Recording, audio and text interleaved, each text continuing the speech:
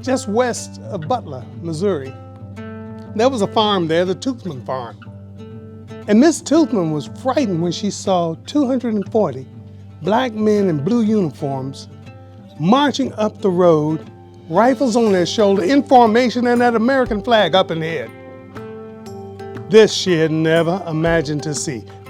Sharing stories about the Buffalo Soldiers is one of George Pettigrew's passions. His great-grandfather wore the uniform of the 38th Infantry in the 1860s.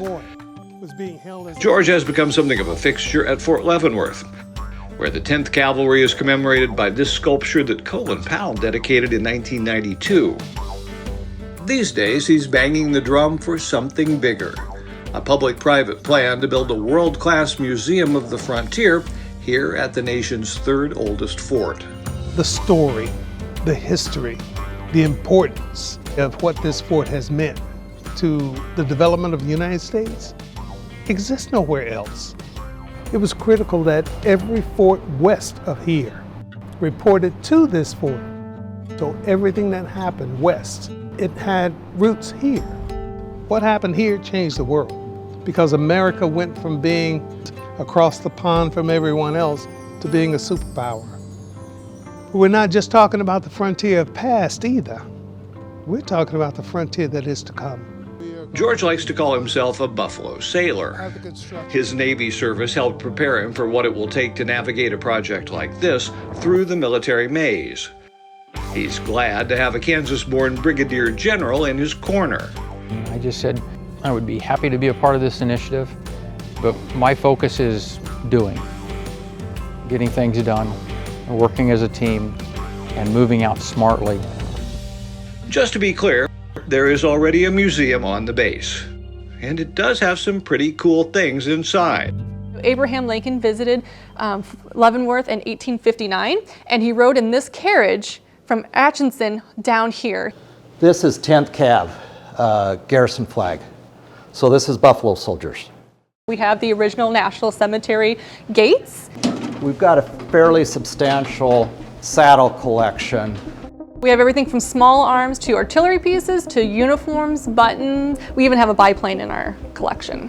What the museum doesn't have is space. They can only display about 5% of the 6,400 items in the collection.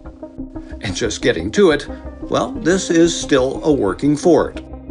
Even when someone knows how to get the pass, they come up to the gate and then they're met by an armed security guard.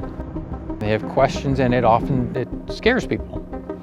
So it's easier not to come on than to come on. That's why the Frontier Museum 2.0 will sit outside the gates, somewhere in this undeveloped area of the fort where architect Robert Riccardi believes elements like earth and sky can help tell the tale. A few precedents that come to mind are Crystal Bridges has done a fabulous job down in Bentonville. The Theodore Roosevelt Presidential Museum and Library in North Dakota is another piece that we're drawing inspiration from. And the easy thing to do would be put it up on the flatland.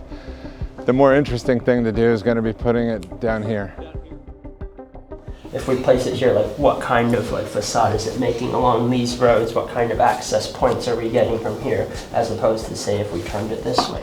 Back at Multistudio's offices in Westport, the experiential design team employs both analog and digital tools to size up the fort's terrain and how best to bridge it. Though Riccardi says there's no wrong answers at this stage, the ultimate goal is to land on a plan with curb appeal that can nurture the treasures inside, like a good violin case. It's not going to be just a generic building that's meant to hold whatever exhibit later. We're going to be in lockstep in how we think about the actual artifacts and the pieces that are being exhibited, and then crafting the building to hold all of those objects in a really responsive and beautiful way. So part of what we're trying to facilitate in a lot of ways is a learning experience. And so that's facilitated by the space, that's facilitated by events and programming, by the exhibits on display, by the way that the stories are told.